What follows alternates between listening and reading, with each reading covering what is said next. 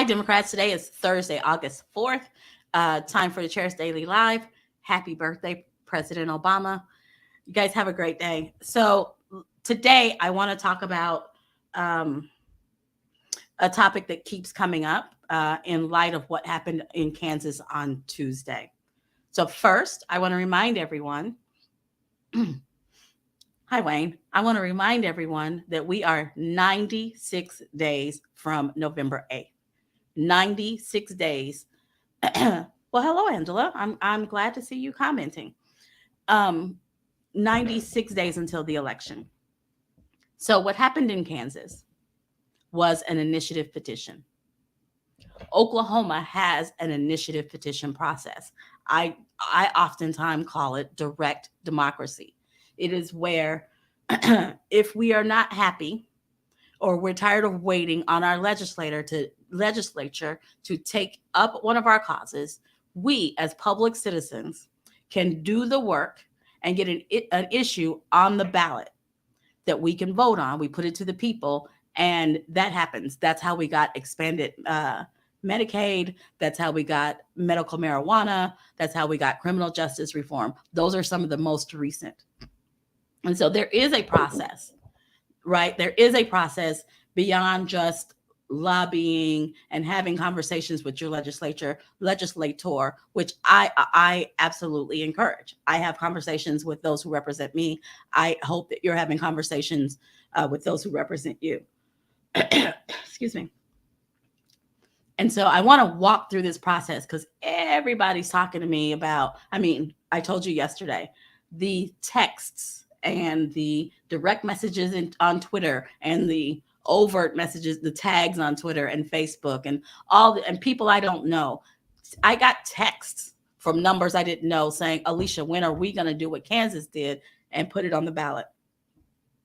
So remember I said there are 96 days until the election. So let me talk you through this process. Because not just for this, but you may want to take it up. So I want to talk you through this process. So there are several different types of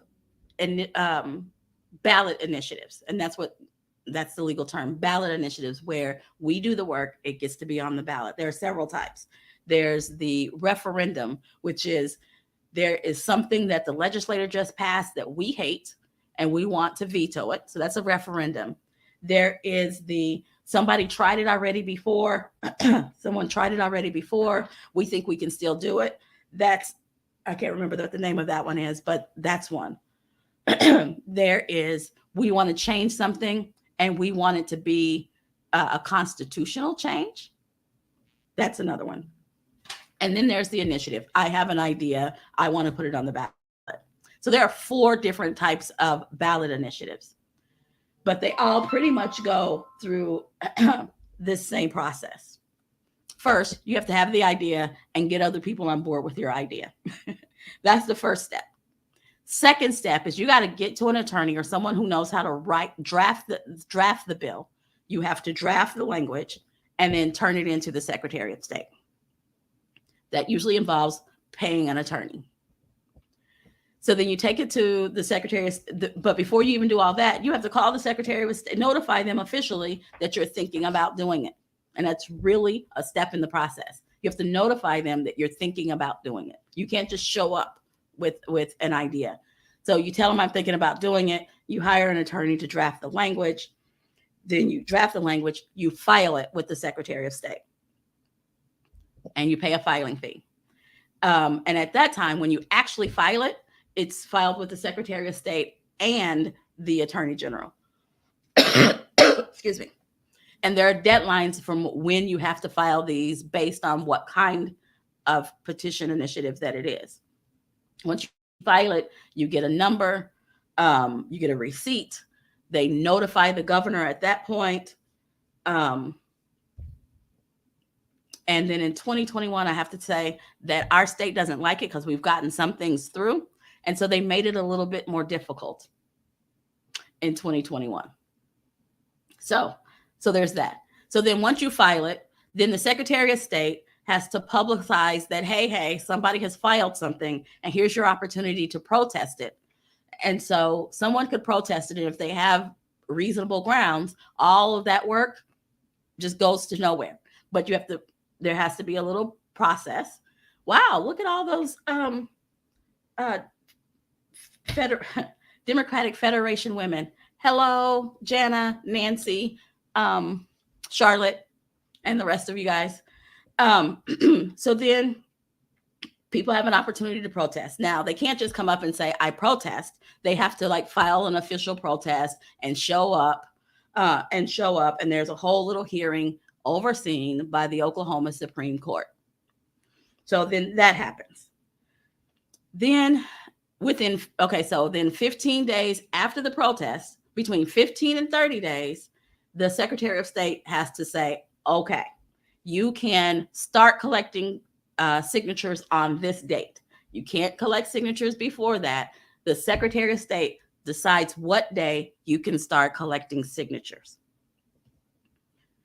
And then from that date, you have 90 days to get the appropriate amount of signatures.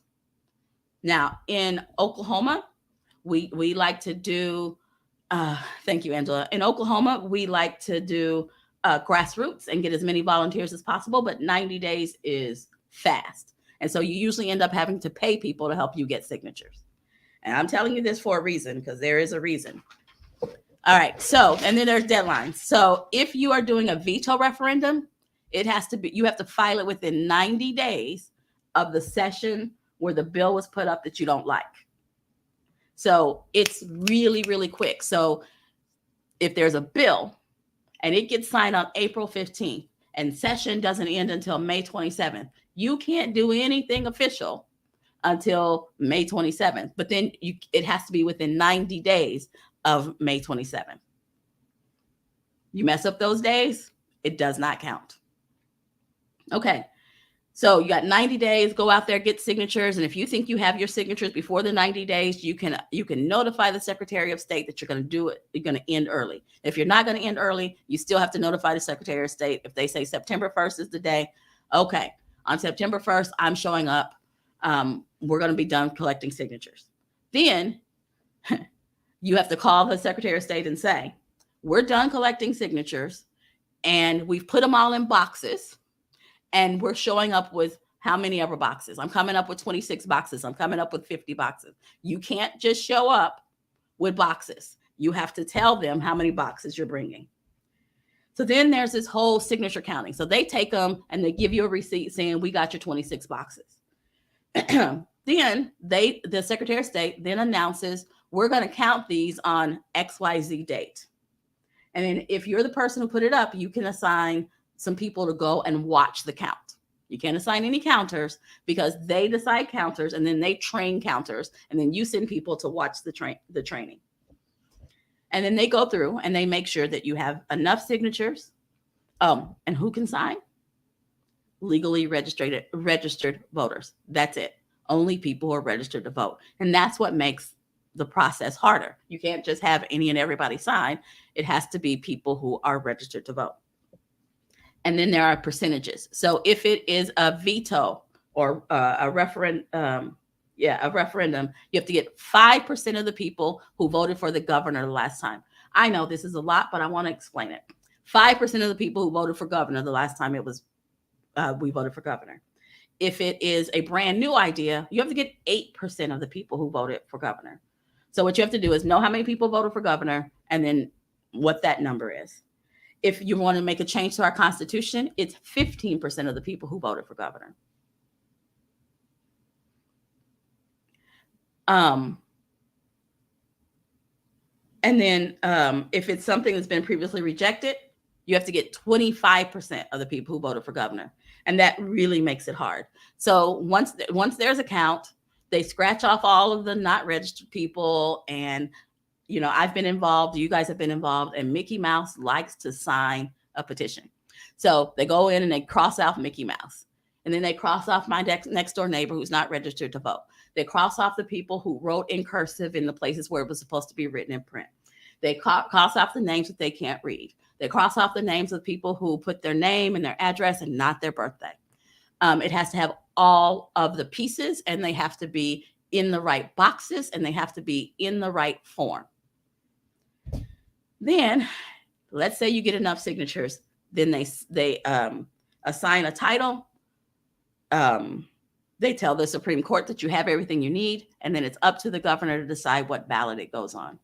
And there aren't a whole lot of restrictions. So the governor can put it on the ballot during a runoff, during a primary, during November, just kind of whatever it makes sense for the governor.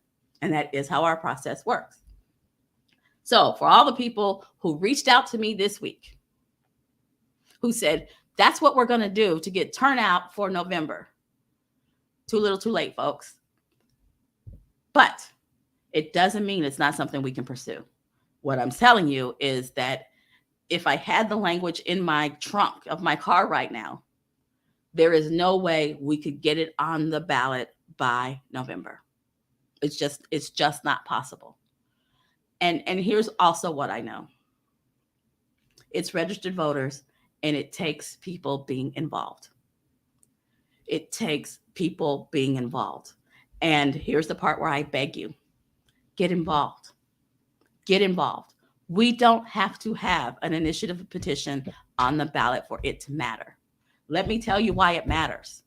We have the governor and the entire cabinet on the ballot in November. We have 2 U.S. senators. We don't always have 2 U.S. senators. It takes somebody retiring. That's what it takes, somebody retiring. We have 2 U.S. senators. U.S. senators are who advises for Supreme Court justices. We haven't been paying attention. We have 2 U.S. senators, and all 5 of our congressional seats are on the ballot in November. It does not need to necessarily be the one thing that you think that you need to vote on, because this decides the whole Megillah, guys. Senators pick our judges, both our state and the Supreme Court. That's U.S. senators. We pick our U.S. senators. And if we keep just letting the folks who are there decide, we keep well, you see who we have.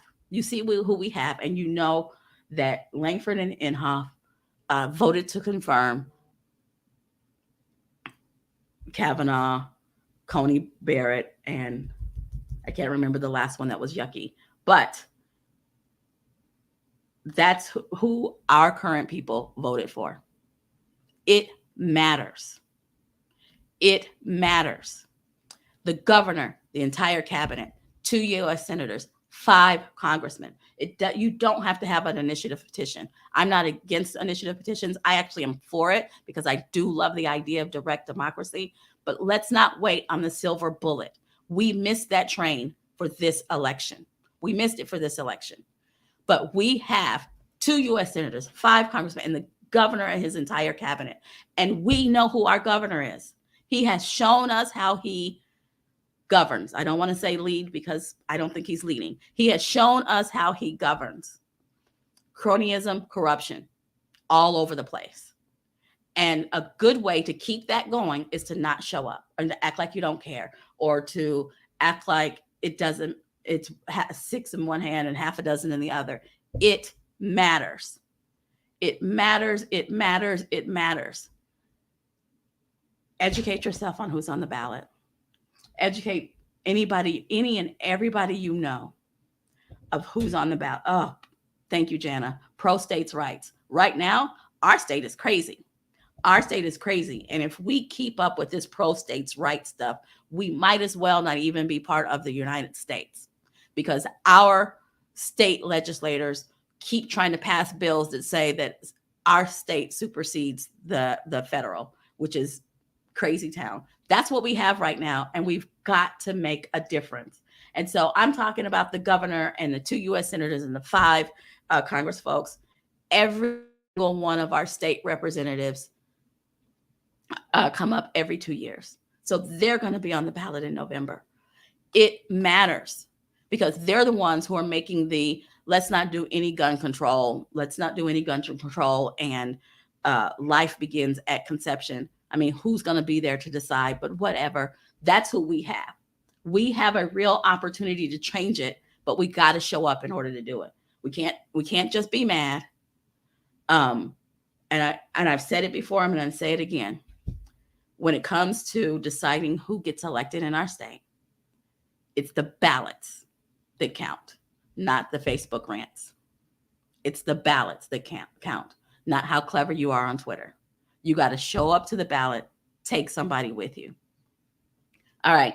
And when you show up to the ballot, be educated. So please go out to Facebook, find out where the or on your ballot they're gonna be in the next 96 days, because they're gonna be out there.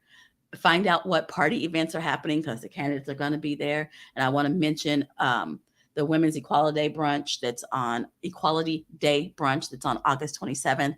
I know that tons of candidates are going to be there, so there's an opportunity to see and hear candidates. The party is working on putting together a debate for our U.S. Senate candidates to replace Langford.